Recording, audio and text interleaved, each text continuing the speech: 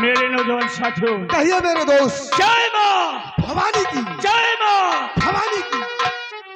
मेरे साथियों, ध्यान से मेरी बातों को सुनिए। और मेरे साथियों, इतनी घड़ी भाई सुनो मेरा फल।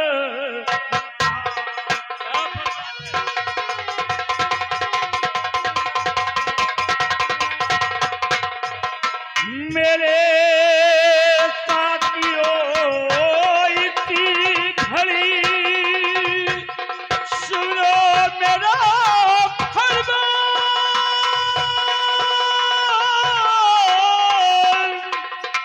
और जाने वाला है ये भी काली सिंह सर।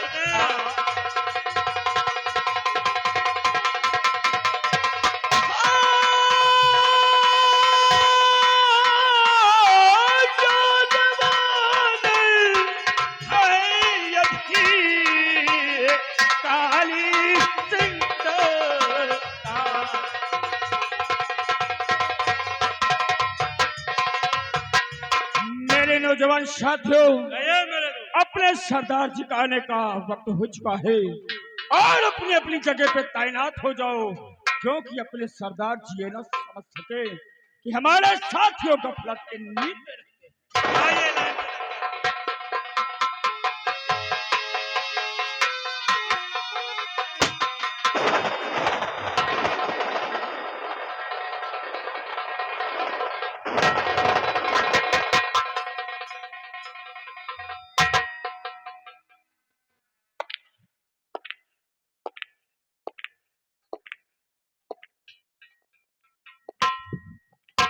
मेरे नौजवान साथियों, सरदार जी, जय माँ भवानी की। साथियों, सरदार जी, अड्डे का क्या समाचार है? सरदार जी, अड्डे का समाचार सब ठीक है सरदार जी।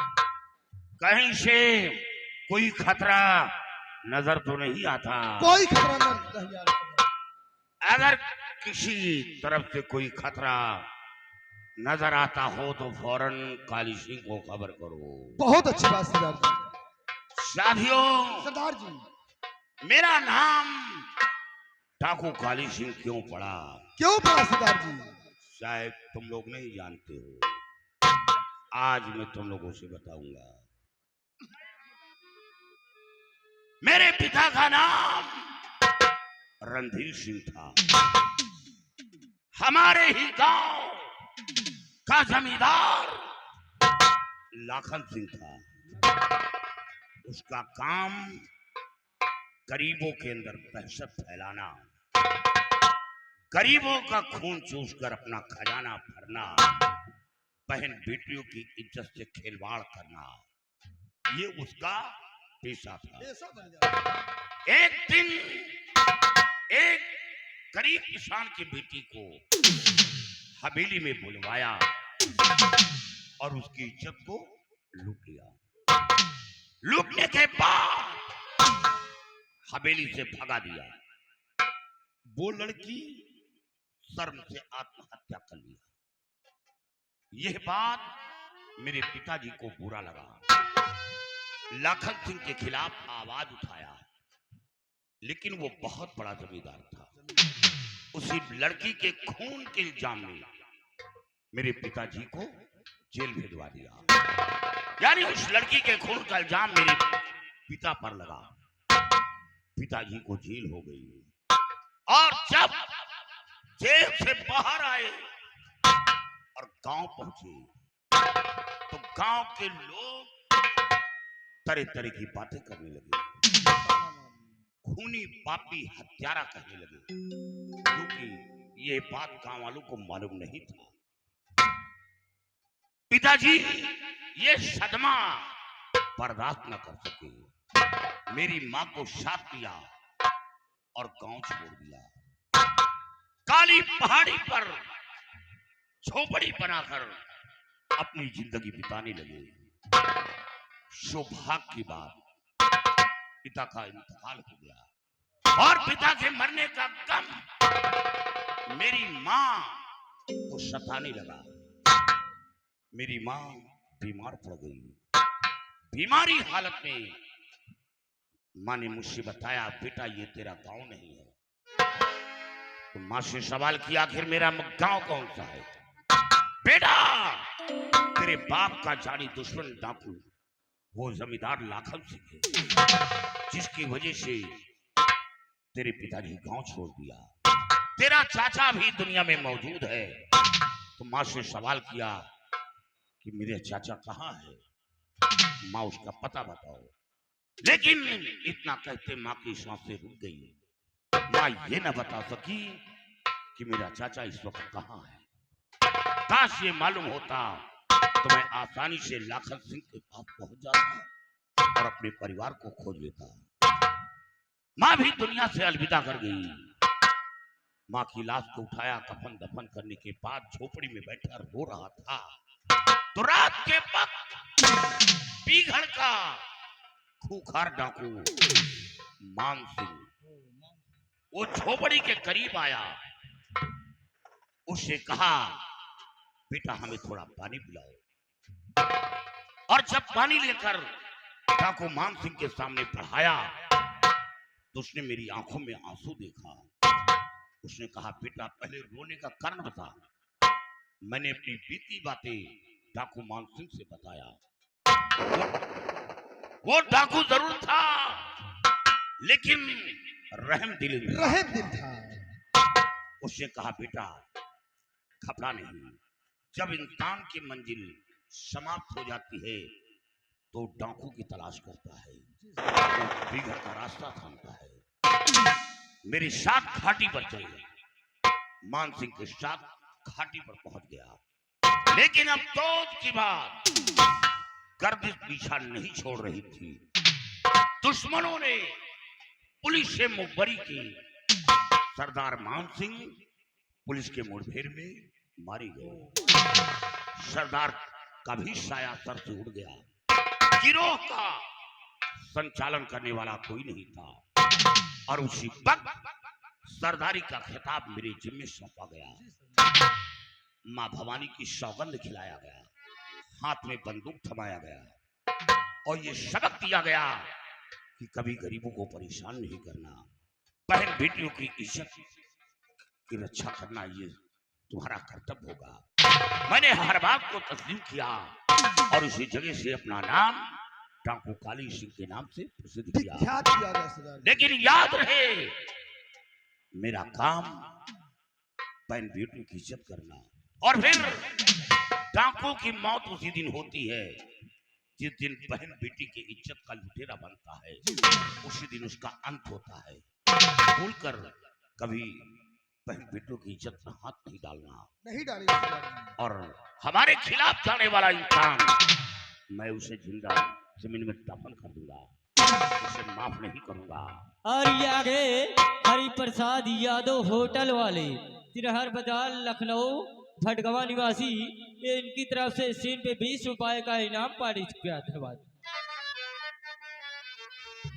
मेरे साथियों गौर से सुनो मेरा फरमान। क्या फरमान सरदार जी? काली सिंह के नाम को भाई ना करना पड़े ना।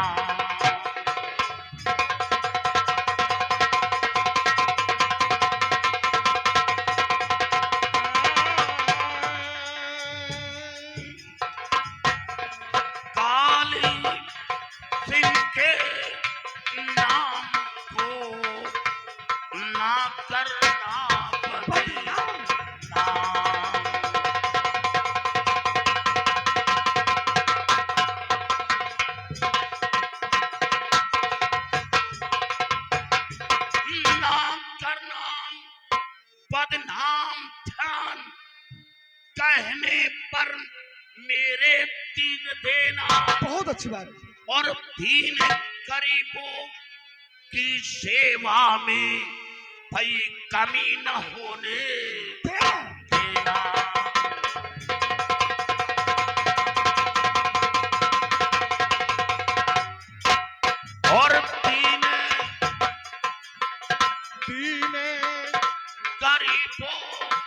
की सेवा में कमी न होने देना।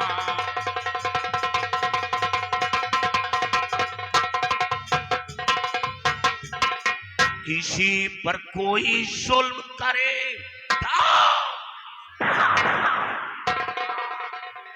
किसी पर कोई जुल्म करे तो फौरन उसे मिटाना और काली सिंह के शान को भाई कभी न घटने देना।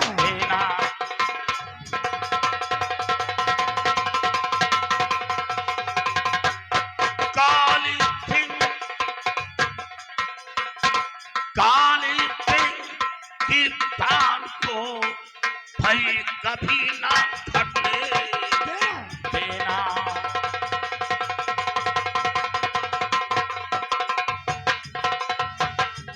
और ध्यान कहने पर दीजिए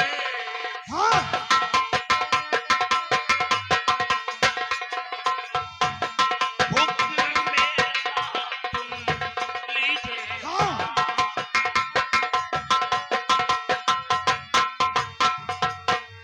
लूटो हराम की जिसके घर में 10-20 हजार रुपए हो वो घर मेरी नजर में गरीब का होगा। हमें बहुत दौलत चाहिए जिसके दरवाजे भिखारी भीख न पाता हो। कोई मासूम बच्चा रोते हुए दरवाजे से गुजर जाए भूखा प्यासा, उसके दुख दर्द को सुना ना जाए। जो गरीबों का खून चूसकर अपना खजाना भर रखा हो। हमें वो दौलत चाहिए, उस दौलत में काली सिंह का हिस्सा होगा। लूटो हराम की दौलत आँच न आए सर पे कभी, जियो उन्हीं बदौलत।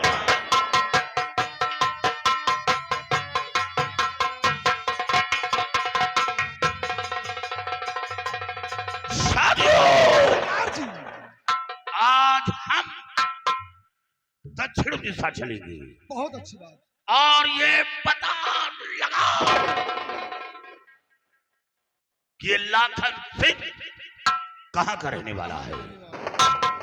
अगर लाखन सिंह मिल गया तो आसानी से मेरा पिछड़ा परिवार मिल जाएगा और काली सिंह के बंदों की गोली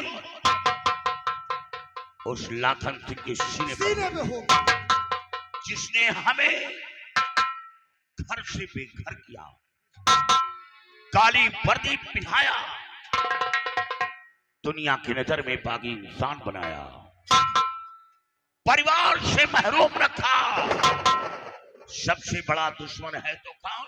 लाखन सिंह। लाखन सिंह। ये बताओ तुम किस दिशा जाओगी? बोलो। सरदार जी हम उत्तर दिशा की तरफ जाएंगे। तुम उत्तर दिशा जाओगे। जी सरदार जी। तुम किस दिशा जाओगे? सरदार जी मैं पूरब की जाऊंगा। पूरब दिशा जाओगे। तुम किस दिशा जाओगे? सरदार जी हम पश्चिम की दिशा जाएंगे। पश्चिम की दिशा जाओगे। जी सरदार जी। लेकिन जाना होशियारी से काम लेना। क्यों नहीं सरदार? साथियों सरदार जी। तैयारी बना। जय हाली की।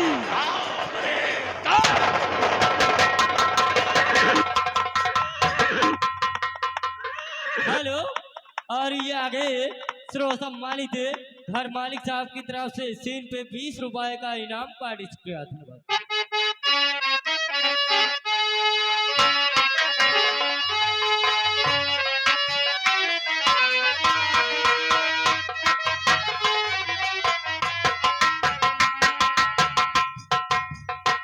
भाई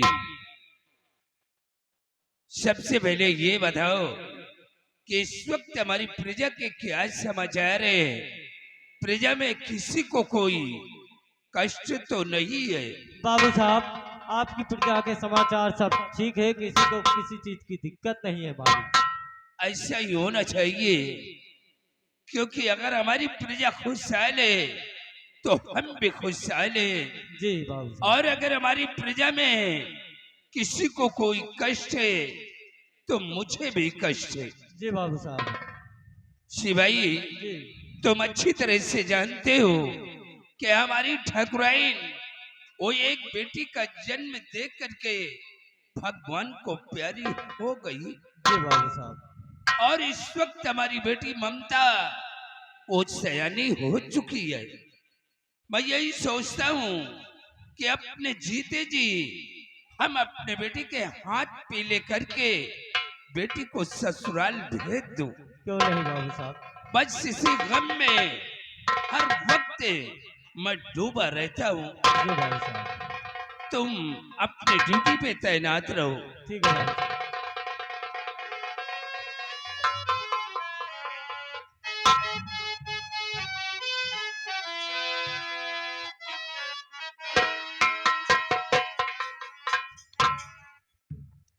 अरे हाथ जोड़ विनती करूं पिताजी बारंबार।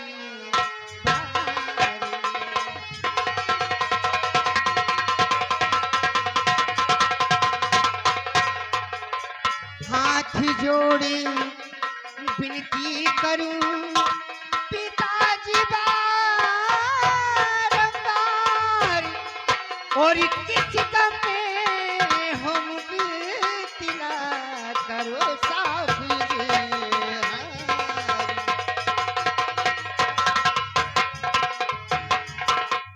बाबूजी, क्या बात इतना उदास क्यों बैठे हैं?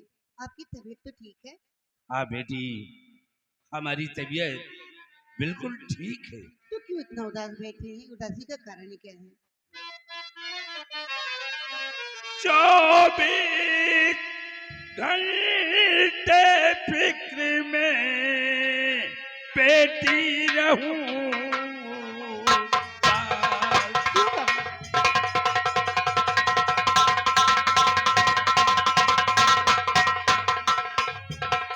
24 घंटे फिक्र में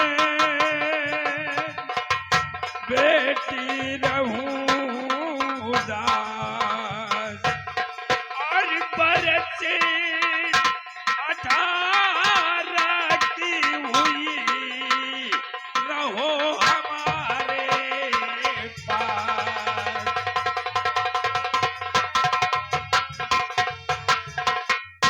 बेटी, बाबूजी, अब तुम बच्ची नहीं बल्कि सयानी हो चुकी हो। मैं यही सोचता हूँ कि हम अपने बेटी के हाथ पीले करके बेटी को ससुराल भेज दूं। बाबूजी, आप भी ना कैसी बात करते हैं? कम से कम आपकी साल तो पढ़ने दीजिए, उसके बाद जो भी फैसला आप करेंगे मैं उसमें उप तक नहीं करूंगी। बाबूजी, बेटी, अगर ये बात है, अब की साल और पढ़ाई कर लो, फिर हम तुम्हारे शादी के विषय में अगले साल सोचेंगे। अच्छी बात है। बाबूजी, आप सुबह से खेत की तरफ निकले हैं, अभी तक आपने भोजन किया नहीं, आपको भूख लगी होगी। आओ सबसे पहले चलते हैं, सब लोग बैठ कर के खाना खाते हैं, उसके बाद आपकी मर्जी, जहाँ जाना हो चले जाना, लेकिन बहुत जल्द वापस आना। मैं हाँ, अकेले बेटी। घर में बैठे बैठे बोर हो जाती हूँ। बेटी, खेत में कुछ जरूरी काम था, इसलिए मजदूरों को लेकर के मैं खेत पे काम करवा रहा था। अरे शिवाई, चलो सबसे पहले तुम भी हमारे साथ भोजन करो। इनको तो खाना दूंगी ही नहीं, क्यों भाई? काम में बहुत काम चोरी करते हैं। नहीं, ऐसा नहीं, अकेले रहता है परेशान हो जाता है। हाँ, हम तो 2-4 लोग रहते हैं, मैं भी तो अकेले अरे भाई, घर का काम तुम करती भी हूँ। अकेले रहती हो। चलिए चलो। घर में हमारा काम बटाया करो। हेलो, और ये आ गए घर मालिक साहब, इनकी तरफ से 20 रुपया हमारे पीएम भाई के लिए और 20 रुपया हमारे महेंद्र डांसर साहब के लिए, टोटल 40 रुपए का स्पेशल पुरस्कार पारित किया था।